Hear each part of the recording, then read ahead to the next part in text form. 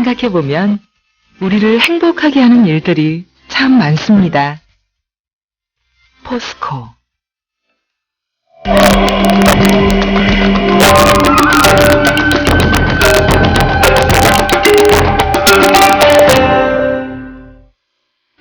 변화의 시대. 수성과 산업기술 전반의 혁신이 일어나면서 거대한 기업 왕국을 세우는 사람들이 생겨났다. 성공을 향한 외길을 달린 이들 거부들은 옛날의 제왕보다도 더 부자였고 현대 대통령보다도 더 큰 권세를 누렸다.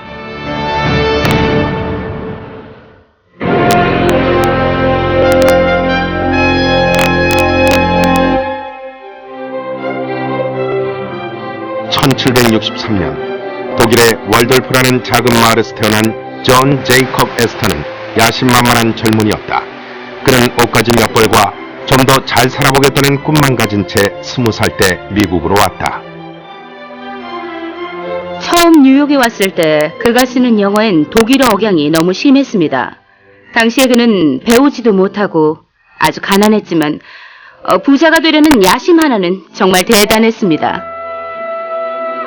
그는 동료 여행자로부터 털가죽 장사가 좋단 말을 우연히 듣고 그 방면의 사업을 시작했다.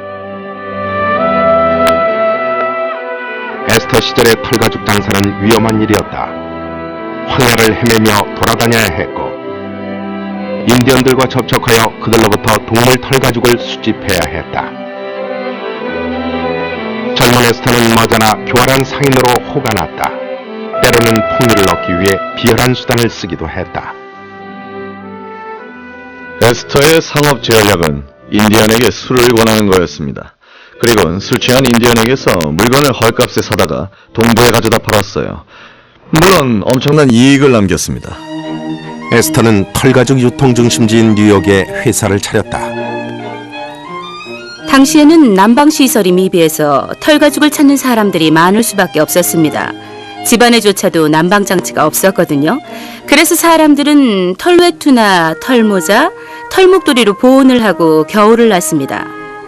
각종 털가죽 가운데 특히 비버가죽의 수요는 상상할 수 없는 정도였어요. 비버가죽으로 그때 유행인 펠트 모자를 만들었거든요. 당시 좀 산다는 중산층 이상이면 다 그 모자를 쓰고 다녔습니다.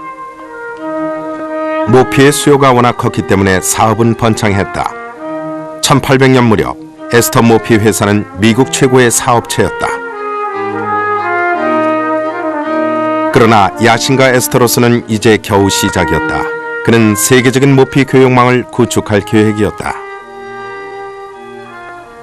에스터는 세계 경영과 세계 무역을 생각해낸 최초의 미국인 사업가였어요. 대단한 야심가였죠. 1811년 에스터는 로키 산맥 서쪽 오늘날의 오리건주에 교육 항구로 에스토리아를 건설했다. 에스터는 이곳에서 극동지역으로 모피를 수출했다. 털가죽을 실은 배가 중국에 갔고 돌아올 때는 차, 향신료 그리고 비싼 비단을 실어왔다. 돈벌이가 기가 막히게 잘 됐습니다. 가죽을 가득 싣고 한번 중국에 갔다 오면 물건값과 배운임을 다 주고도 평생 먹고 살 떼돈을 벌었죠. 단 한 번에요. 에스터가 한참 돈을 긁어 모으는데 미국이 1812년 영국에 대해 전쟁을 선포했다. 영국의 에스토리아 봉쇄로 에스터의 극동무역은 자동적으로 중지됐다. 그러나 전쟁의 와중에도 약삭빠른 사업가는 돈을 번다. 미국 정부가 발행한 1600만 달러의 전시 국채 가운데 1000만 달러어치를 에스터와 그의 두 동업자가 매입했다. 애국자라고 칭찬받기를 바랐지만 에스터의 속셈은 이자 수입에 있었다. 에스터는 평생 이익만을 추구해온 사람이었어요. 이익이 그의 동력이었죠. 그는 이익이 있는 곳을 알아내는 천재였습니다. 그래서 1812년 전쟁 때도 전시 국채를 인수함으로써 애국자 소리를 들어가며 큰 돈을 벌었던 겁니다. 에스터와 그의 동업자는 큰 돈을 벌었다. 그들은 전시 국채를 팔아 당시로선 거액인 약 200만 달러 이득을 얻었다. 전쟁이 끝나자 돈에 대한 후각이 남달리 예민했던 에스터는 맨해튼 땅에 돈을 투자했다. 땅을 큰 기회라고 본 에스터는 71살이 되던 1834년에 모피 회사를 팔아 그 돈을 맨하튼의 부동산에 투입했다. 뉴욕이 발전하리라는 건 누구나 짐작한 일입니다. 그러나 뉴욕이 오늘날처럼 세계 무역의 중심이 될 정도로 크게 번창할 거라고 예상한 사람은 오직 에스터뿐이었습니다. 그 당시 맨하튼은 거의 미개발 상태였다. 그래서 에스터는 그리니치 빌리지와 브롱스 사이의 넓은 토지를 사들였다. 당신은 값이 안 나가는 황무지였지만 에스터는 그 땅을 헐값에 사놓고 기다렸어요. 그러다가 땅값이 천장을 찌를 정도로 엄청나게 올랐던 겁니다. 땅값이 올랐지만 에스터는 팔지 않았다. 대신 비싼 가격에 임대를 주어 돈을 벌었다. 에스터는 이미 1830년대에 부동산 개발을 시작한 겁니다. 개발한 땅에 임대료를 투입해 미개발지를 계속 개발했어요. 땅이 땅을 개발한 거죠. 1838년 에스터는 뉴욕 최대의 지주였다. 그런 지위로 인해 그에겐 엄청난 힘이 생겼다. 미국에서 가장 호경기를 누리던 도시 뉴욕의 부동산 시장을 완전히 장악했습니다. 이주자가 계속 늘어 뉴욕은 인구가 15년마다 배로 늘었는데 이런 도시의 집세와 땅값을 좌우한 사람이 에스터입니다. 그러니 대단한 세력가였죠. 갑부가 된 에스터에게 자선을 베풀라는 요청이 쇄도했다. 하지만 돈 모으는 데 일생을 바친 그는 쉽게 돈을 내놓지 않았다. 어떤 단체가 에스터를 찾아가 자선을 요청하자 에스터는 마지못해서 $50짜리 수표를 그 모금원에게 써주었다고 합니다. 금액을 보고 실망한 모금원이 아드님도 $100를 내시던데 라고 말했어요. 에스터는 그의 나비보다 부자군요 라고 했답니다. 1848년 84세를 일기로 죽었을 때 맨손으로 미국에 온 독일 출신 이민자 존 제이컵 에스터는 미국 제1의 부자가 돼 있었다. 남북전쟁 이전에는 $100,000만 있어도 큰 부자였습니다. 그런데 에스터는 최소 $20,000,000를 남겼으니 상상도 못할 갑부였죠. 그 시절에 빌 게이츠였던 겁니다. 그가 남긴 딱 한 가지 박애주의적 유언은 뉴욕 공공도서관을 지으라고 $400,000를 기부한 것이다. 그러나 나머지 재산은 전부 아들 윌리엄 백하우스 에스터에게 돌아갔다. 그 아버지의 그 아들이라고 윌리엄은 물려받은 재산 가치를 자기 생전에 2배로 늘렸다. 존 제이컵 에스터는 미국 최초의 갑부였다. 그러나 미국의 산업화가 궤도에 오름에 따라 여러 신종 갑부들이 나타났다.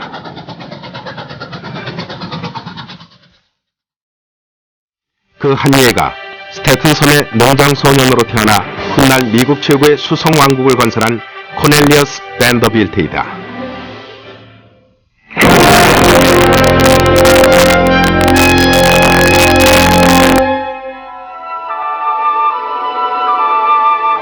코넬리어스 밴더빌트는 1794년 뉴욕 스태튼 섬의 이 작은 농장에서 태어났다. 섬에서 자란 그는 농장 생활을 따분해 했고 바다를 몹시 동경했다.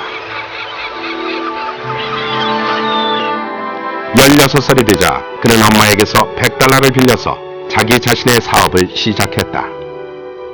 바닥이 평평한 조그만 거룻배로 시작을 했습니다. 처음에는 가족의 짐을 스태튼 섬에서 맨해튼 섬으로 실어 나르는 수준이었지만 이것이 결국은 전기 페리선으로 발전한 겁니다. 이게 밴더빌트의 그 유명한 스태튼 아일랜드 페리선의 기원입니다. 나룻배 사업은 경쟁이 심했다. 하지만 육척장신의 젊은 그는 험악한 부두 세계를 그런대로 이겨냈다. 덩치가 남보다 크다는 것이 큰 도움이 됐습니다. 어떤 상황에서도 꿀리지 않았죠. 누구도 그를 무시 못했어요. 성질이 드세서 때로는 주먹을 휘두르기도 했습니다. 밴더빌트는 사나웠고 또 부지런했다. 경쟁업자들 간에 제독이란 별명으로 통했으며 언제나 정시에 운항했고 기항 시간이 누구보다도 길었다.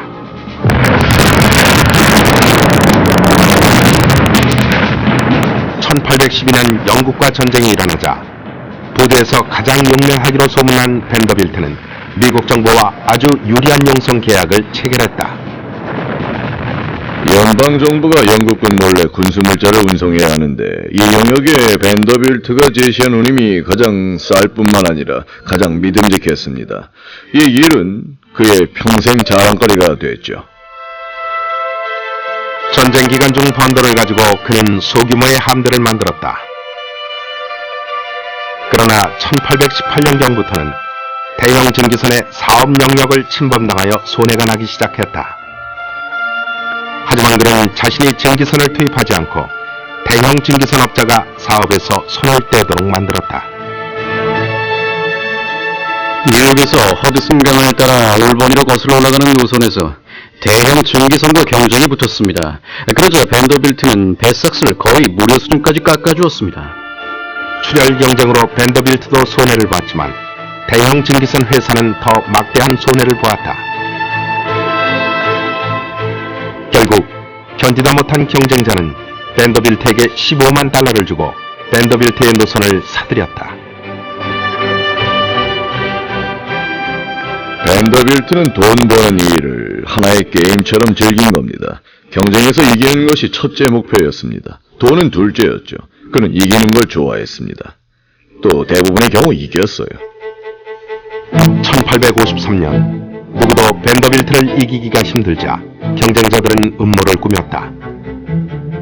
밴더빌트가 휴가 중일 때 그의 황금 노선 하나를 가로챈 것이다.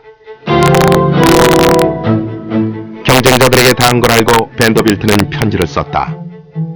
여러분은 날 속였다. 시간이 너무 걸려 소송은 않겠다. 대신 당신들을 망하게 하겠다. 실제로 그는 1년 안에 노선을 되찾았고 배반자들은 업계에서 쫓겨났다. 1864년경 밴더빌트는 전국 1위의 막강한 증기선 운영자가 된다. 나이 70이지만 은퇴하지 않고 존 에스터처럼 업종을 바꾼다. 증기선 회사를 팔아 그 돈을 전액 새로운 수송수단인 철도에 투입한다.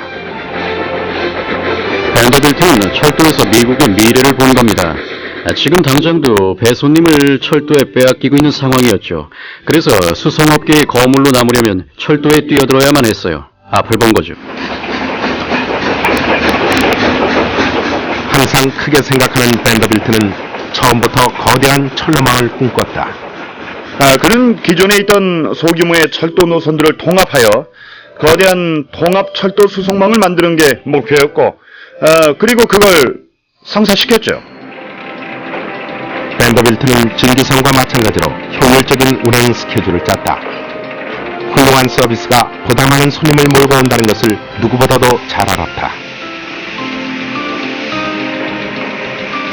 어떻게 보면 밴더빌트는 갑자기 큰 돈을 번 졸부라 볼 수 있죠. 하지만 그렇다고 돈을 함부로 쓰진 않았습니다. 그는 서비스를 개선하는 데 필요한 투자는 아끼지 않았습니다. 1870년경 밴더빌트의 철도 왕국은 오데호에서 동쪽 해안까지 1000km에 달했다. 뉴욕 센트럴 회사는 미국은 물론 세계 제1의 노선을 가진 회사였습니다. 그리고 밴더빌트는 지구상에서 가장 유력한 철도인이자 세계 제1의 부자였죠. 오랫동안 미국 산업의 동맹 역할을 했던 사나운 늙은 선장 밴더빌트는 1877년 82세로 생을 마감했다. 남긴 재산이 1억 달러를 넘었다. 그는 미국 재무부보다도 부자였다. 밴더빌트도 에스터와 마찬가지로 자손에는 인색했다.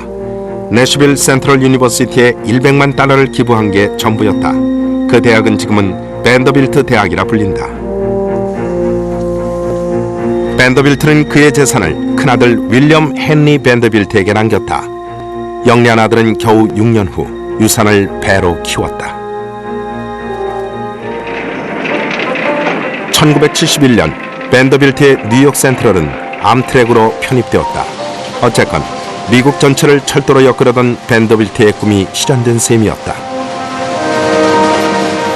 밴더빌트는 수송수단을 통해 미국을 하나로 엮었습니다. 국토가 워낙 커서 항상 그 통합이 문제였는데 그는 증기선과 철도로 미국을 통합했습니다. 그 결과로 미국은 하나의 나라로 자리 잡을 수 있었고 그렇기 때문에 더욱더 강한 나라가 될 수 있었던 겁니다. 이번에 소개할 사람은 스코틀랜드 이민자로 큰 재산을 모았지만 대부분을 사회에 환원한 앤드루 카네기다.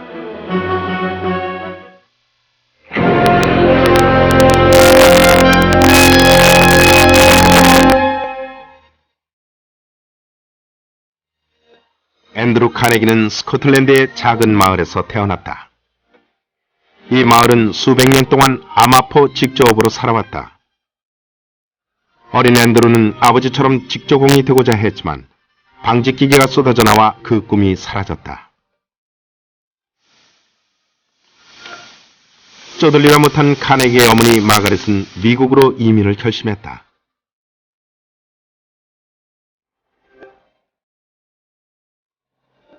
마가렛은 이미 미국에 정착한 친척을 따라간 것이다.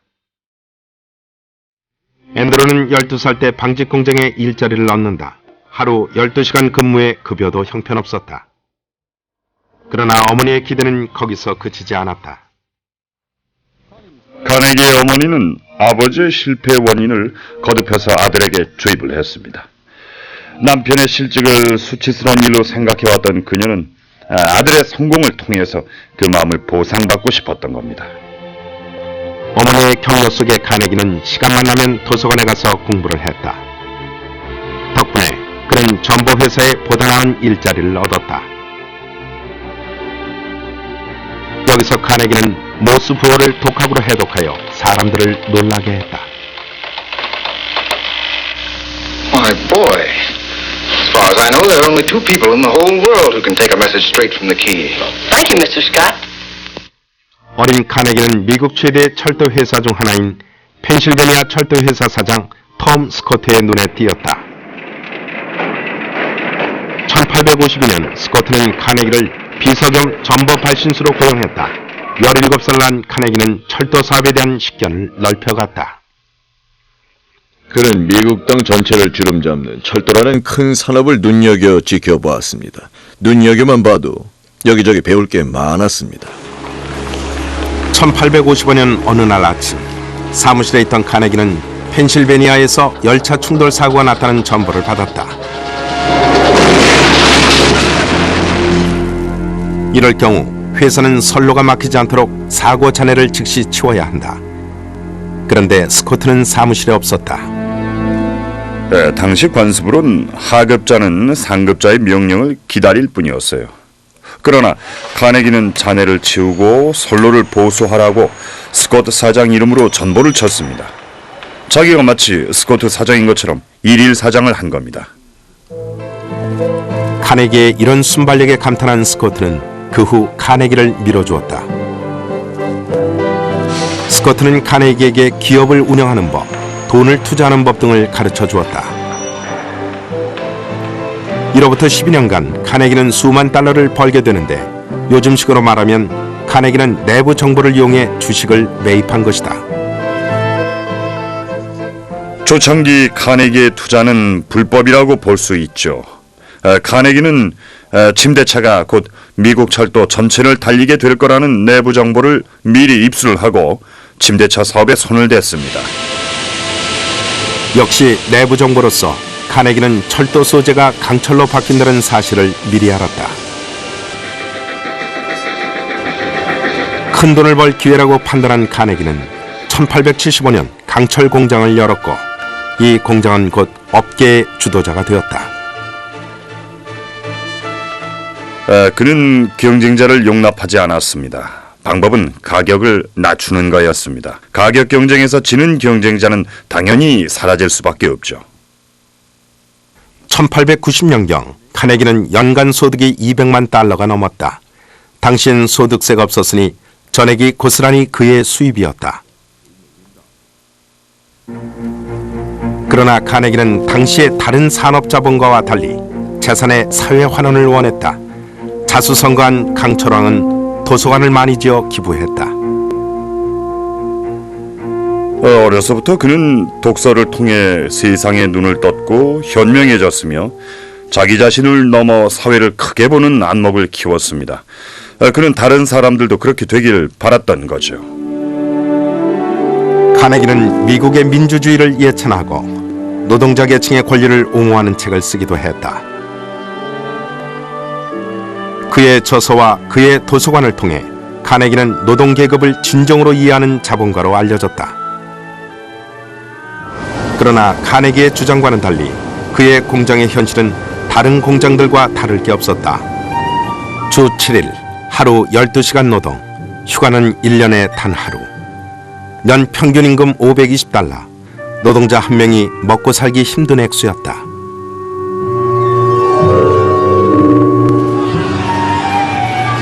(1892년) 펜실베니아에 있는 카네기의 홈스테드 제철소에서 파업이 일어났다. 처음은 평화 시위였으나 경영진이 고용한 폭력배의 개입으로 노사 간의 무력 충돌로 바뀌었다. 4명이 죽고 수백 명이 다쳤다. 노동자의 친구라던 카네기의 명성이 땅에 떨어졌다. 그의 신념이 혼란을 일으킨 겁니다. 그 혼란에서 그는 시장의 힘, 돈의 힘을 선택했어요. 그 이전까지는 공장 노동자들에게 그들의 역할의 중요성을 앞세우는 게 바로 그의 신념이었거든요.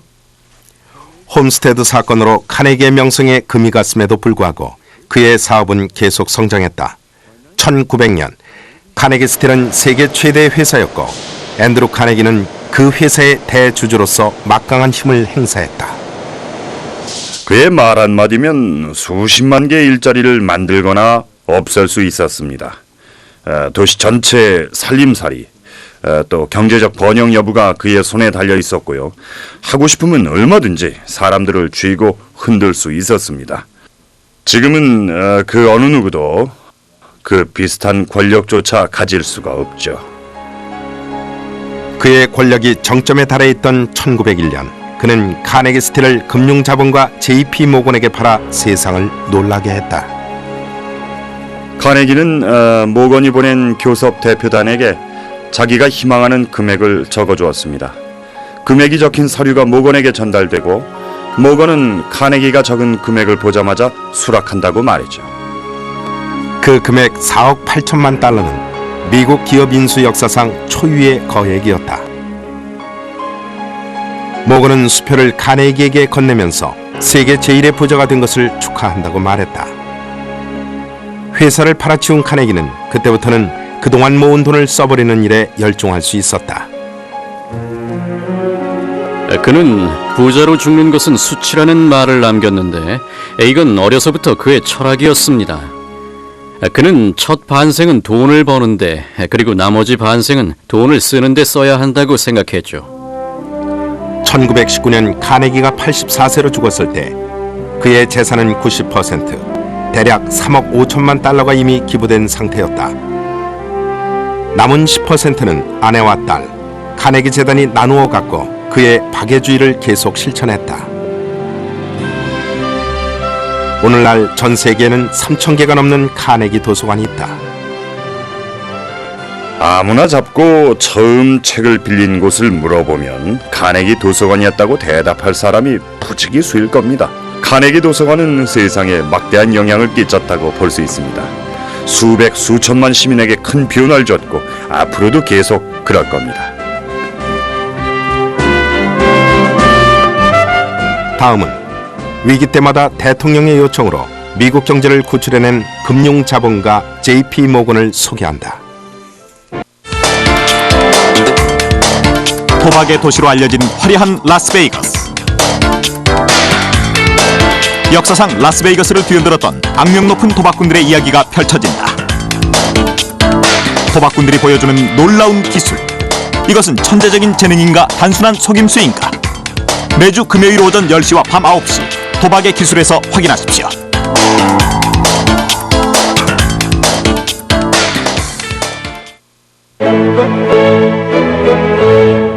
운명적인 만남과 우정, 사랑을 둘러싼 음모와 복수, 검객들의 화려한 액션, 그리고 반전.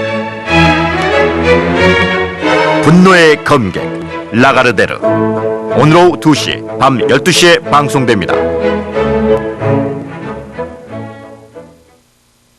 아락실이 다른 이유. 아락실 직접 확인해 볼까요?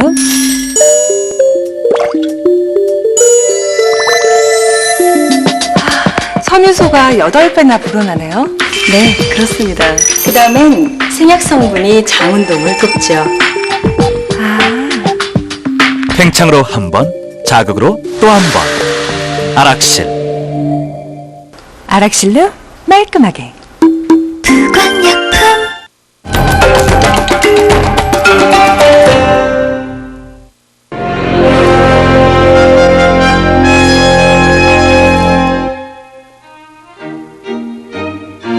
코네티컷주 하트포드 저택에서 1837년에 태어난 존 피어폰트 모건은 집안이 부유했지만 성취 동기는 오히려 가난한 집 아들보다 더 강력했다. 은행가인 아버지 주니어스는 아들이 어려서부터 사업에 취미를 갖도록 애썼다. 그래서 다른 애들이 스포츠를 즐길 때 모건은 부기를 배웠다. 7, 8살 때부터 아버지 회사에 나가서 회계장부를 기록했다니 웃기다고 할까요? 아버지는 아들을 사업가로 미리 정해놓고 키운 거죠. 1854년 모건의 부모는 그를 스위스의 기숙학교로 보냈는데 거기서 단연 1등이었다. 모건은 어려서부터 타고난 지도자였습니다. 심지어 친구들과 놀 때도 카드 게임을 할지 다른 놀이를 할지 그가 정했다고 해요. 이런 식으로 그는 평생 책임자 역할을 했습니다. 1857년 모건은 뉴욕에 있는 은행에 취직한다. 그는 겨우 20살이었지만 그의 근무 내용은 야심가다웠다.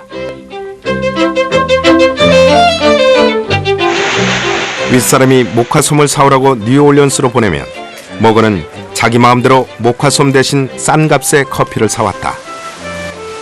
윗사람이 화를 낸다. 하지만 모건은 커피를 팔아 막대한 이익을 남겨서 화를 진정시킨다. 모건은 자기가 옳다고 믿는 일이 있으면 망설임 없이 추진했어요. 이럴까 저럴까 하면서 고민하지 않고 자기 판단에 따라 결정하고 소신 있게 밀고 나갔습니다. 1861년 모건은 은행을 그만두고 투자 자문업을 시작했다. 런던에서 가장 잘 나가는 미국 은행가인 아버지와 함께 미국에 투자할 유럽 투자자들을 찾아다녔다. 당시엔 유럽이 큰 돈줄이었습니다. 미국은 개발도상국이어서 투자할 자본이 충분치 못한 상황이었죠. 아들인 모건은 뉴욕에서 투자할 사업을 찾고 아버지는 런던에서 투자할 자본가를 물색해서 연결시켰는데 결과가 항상 좋았습니다. 잘 맞았어요. 자신이 소개한 사업이 파산할 경우 모건은 새 경영인을 임명하고 흑자로 돌아설 때까지 감독했다. 그렇게 해서 모건은 투자자들에게 항상 이익을 안겨다 준다는 명성을 얻게 되었다. 그는 자기가 하겠다고 말한 일은 어떻게든 해내는 사람이었죠. 그래서 유럽 은행들과 투자자들이 모두 모건을 믿고 많은 권한을 위임했기 때문에 모건은 혼자서 엄청난 권력을 행사했어요.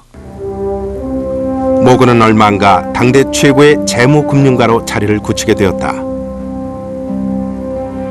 그는 토마스 에디슨의 세계 최초 전등회사를 포함한 그 시대의 거의 모든 대규모 투자를 주선한다. 자세히 따지면 모건은 최초의 금융자본가였습니다. 존 에스터가 상업자본가였고 앤드루 카네기가 산업자본가였다면 모건은 금융자본가였습니다. 그는 돈이 모든 걸 지배한다는 사실을 제일 먼저 깨달았습니다. 1879년 모건은 당시 미국에서 가장 빨리 성장하고 있던 철도 산업에 뛰어든다. 그는 투자 자본을 대표하여 철도 회사에게 이사 자리를 요구함으로써 철도 회사들의 이사회에 참가하였다. 철도회사 이사회에 참석한 그는 철도 전문가로 활동했다기보다는 탁월한 식견과 통찰력으로 회사가 해야 할 일을 제시했죠. 회사의 자금줄이자 이사라는 모건의 위치는 막강한 권력을 의미했다. 1890년대에 들어서 그는 당시 미국의 최고 실력자였다. 미국 역사상 J.P. 모건보다 더 힘센 사람은 없었습니다. 당시 뉴욕 증시 상장 총액의 60%를 차지했던 철도 회사들의 주식 중에 3분의 1이 그의 소유였습니다. 게다가 북대서양의 화물선 대부분과 미국의 3대 보험회사가 그의 소유였죠. 모건은 일거에 수십만 명을 채용하거나 해고할 수 있는 그런 위치였다. 거기다 기업들의 제품을 운반하려면 모건이 지배하는 기차에 의존해야 했다. 사람들은 모건을 경외하게 되었다. 미국 경제사에 모건만큼 강력한 지위를 누린 사람은 없었다. 사람들은 그를 두려워했다. 모건은 목소리가 큰 사람이었습니다. 분위기가 냉랭하고 눈초리가 매서웠고요. 그리고 가장 특이한 것은 이상하게 뭉개져버린 빨간 코였죠. 나이가 들면서 피부병으로 모건의 코는 괴물처럼 보기가 흉해졌다. 그래서 그를 대면하기가 항상 거북했어요. 만나면 코에 시선이 가니까요. 게다가 그의 눈빛은 왜 남의 코를 보는 거야 라고 말하는 것 같았어요. 모건은 자신의 영향력을 발휘해서 자기 사진이 인쇄될 때에는 코 부분을 수정하도록 했다.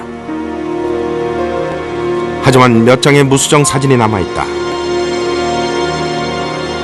모건의 절대적인 권력은 대중에게 인기가 없었다. 그 바람에 정치가들도 모건을 멀리했다.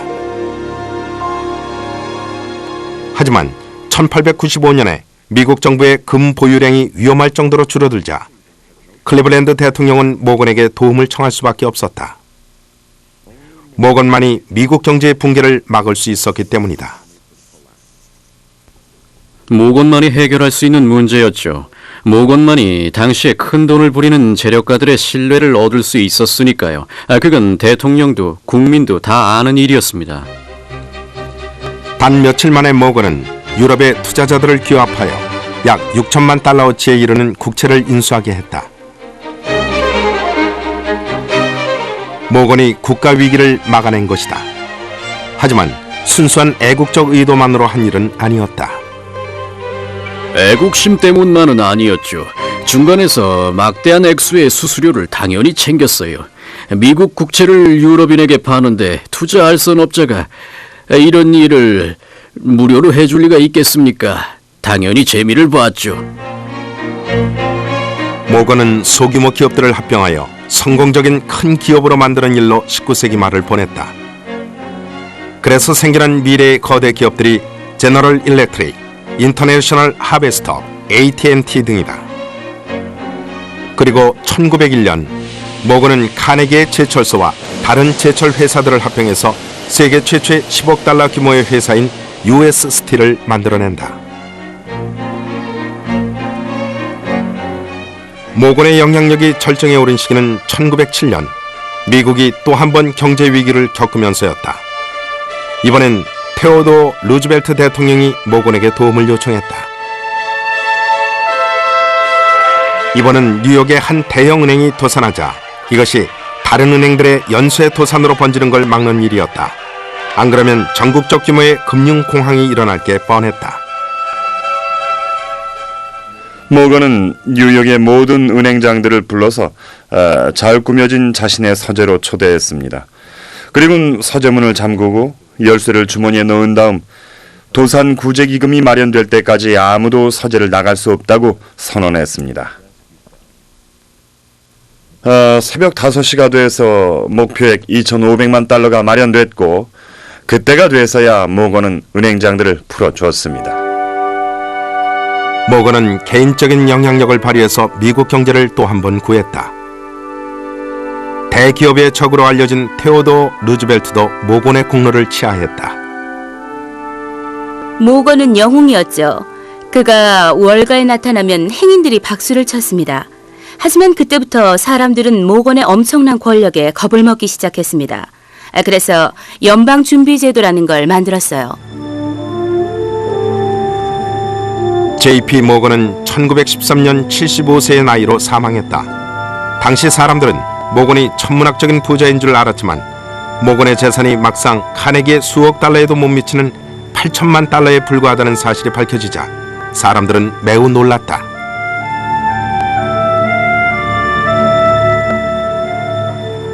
록펠러의 말처럼 생각해보면 모건은 부자라고 할 수도 없었다. 모건의 현금 재산은 가족들에게, 소장예술품은 뉴욕과 하트포드의 박물관들에 기증되었다. 모건은 미국에서 가장 부자는 아니었지만 그의 권력은 분명히 미국 최고였다. 모건 같은 권력자는 없었어요.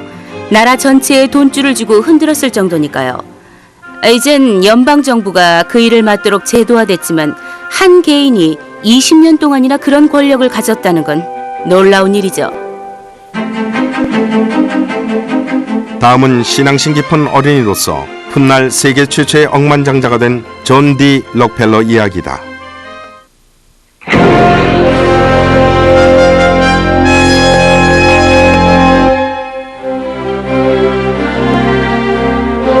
존 D 록펠러는 뉴욕주 북부의 초라한 집에서 1839년에 태어나 어려운 유년기를 보냈다. 그는 정반대인 아버지와 어머니 사이에서 자라났다. 그의 부모는 부부라고는 믿을 수 없을 정도로 짝이 안 맞았습니다. 록펠러의 어머니는 근검절약하는 전형적인 주부였고 자식에 대한 사랑과 교육열이 높았으며 록펠러를 침례 교인으로 만들었습니다. 반면에 아버지 윌리엄 에이브리 록펠러는 난봉꾼의 사기꾼이자 엉터리 약장수였습니다. 록펠러의 아버지는 길거리에서 가짜 만병통치약을 파는 그런 사람이었다. 어머니와 자식들은 아버지가 잘못해서 쌓인 빚을 감당 못하고 집안이 망할까봐 걱정이었다. 유달리 신앙심이 깊었던 어린 존은 아버지의 이런 악명 높은 행동을 본받지 않기로 굳게 결심했다. 아버지가 그런 사기꾼이다 보니 보나마나 악의적인 소문이 무성했겠죠. 그래서 록펠러는 남들로부터 존경을 받으며 살고 싶다는 욕구가 컸을 겁니다. 이런 동기가 그를 돈과 권력 지향으로 몰고 간 원동력입니다. 1853년 록펠러 일가는 클리블랜드로 이사했다. 저는 한동안 소매점에서 일하다가 자신의 가게를 차렸다. 록펠러의 가게는 처음부터 이익이 났지만 1863년 새로운 상품을 추가하면서부터 큰 이익을 내기 시작했다. 석유였다. 펜실베니아 서부에서는 석유가 발견되자 생산 붐이 일어났다. 그때부터 석유의 부산물인 등유가 전 미국의 가정과 사무실을 밝히기 시작했다. 팔려는 욕심에 생산자들은 유정을 마구 뚫었고 결국은 석유값의 하락을 초래하고 말았다. 뒤늦게 사람들이 석유 장사에 뛰어들었습니다. 이렇게 업자들이 난립하다 보니까 누군가 나서서 석유의 개발, 가공, 그리고 배급 등 석유 시장 전반을 조정할 필요가 있었습니다. 그 사람이 바로 24살의 록펠러였다. 그는 석유 채굴보다도 정유 사업에 중점을 두었다. 록펠러의 천재성은 원유를 정제해서 그걸 시장에 내다 상품화시키는 과정에서 부가가치가 생긴다는 걸 누구보다 먼저 간파한 겁니다. 채굴보다는 정제하고 수송하는 일이 돈이 되니까 그런 새 비즈니스 모델이 나오게 된 거죠. 1863년에 록펠러는 오하이오주 클리브랜드에 그의 첫 등유 공장을 차렸다. 이 공장이 그 유명한 스탠다드 오일의 시작이다. 그러나 록펠러는 최대에 머물려 하지 않고 최대인 동시에 유의를 원했다.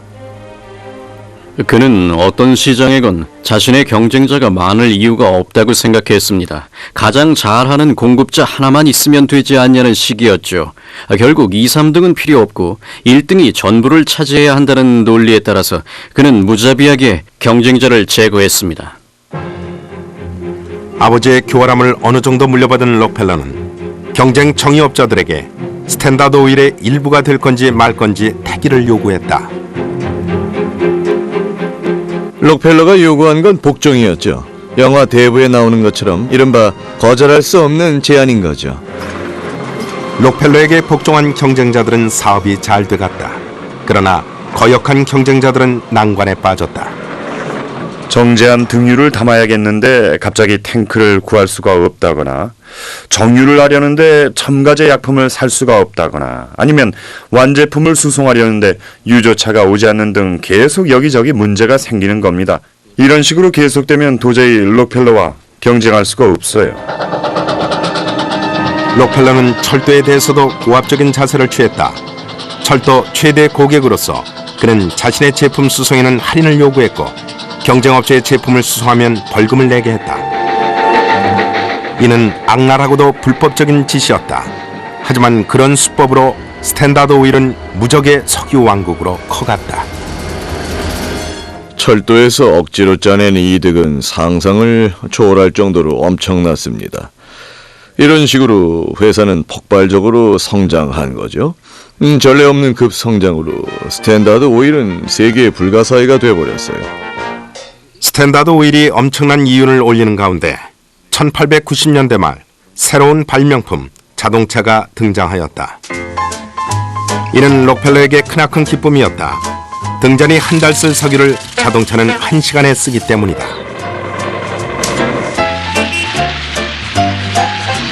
게다가 이제 겨우 시작이었다. 그리고 대형 비행기, 대형 선박이 잇따라 등장했습니다. 이게 모두 석유로 움직이니 한마디로 석유는 현대를 움직이는 동력이 된 겁니다. 그리고 록펠러는 그 석유의 정상에 올라앉아 있고요. 전성기의 스탠다드 오일은 세계 원유의 90%를 정유했습니다.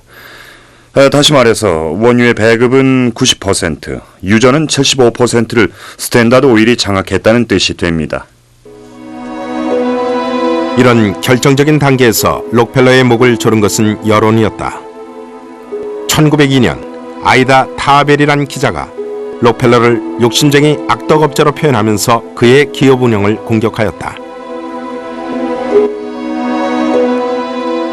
그러나 록펠러는 이 기사를 무시하고 자신의 성공은 신의 뜻이라고 믿었다.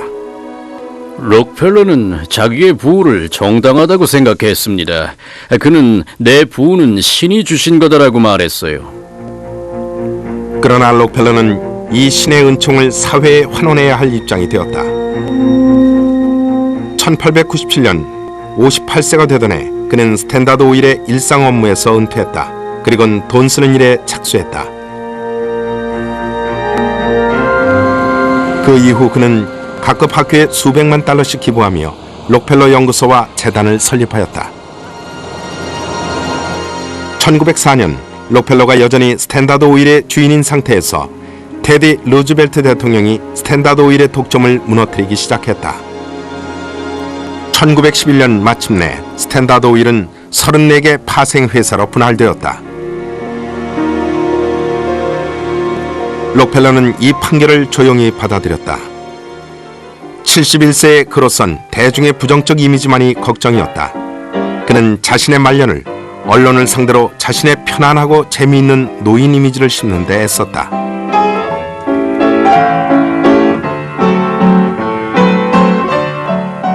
그는 1937년에 죽었는데 이때 그의 나이 97세였다. 그가 모은 재산은 9억 달러.